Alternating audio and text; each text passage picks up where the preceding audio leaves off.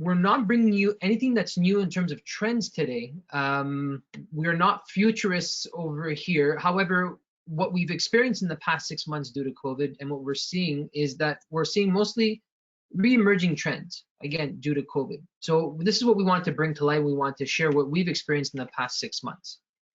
So companies that survived in the past 6 months or so, since last March were companies that were able to pivot, adapt, and reach out to their supply chain partners. And they reached out not only to provide a product, but it was so that the supply chain partner added value to their service, okay? That their supply chain partner was there so that their products are there to help you do business better, okay?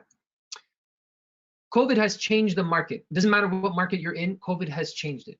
And it has changed it to become highly competitive and highly customizable. So what does that mean for you, the customer, is that your expectation should have changed or should be changing. And what should your expectation be is that your supply chain partner adds value within your operations. That's the whole point of your supply chain partner. If we're going to use a partner tag, it's to add value within your operation. It's not the actual product, but how is that product going to help you do business better?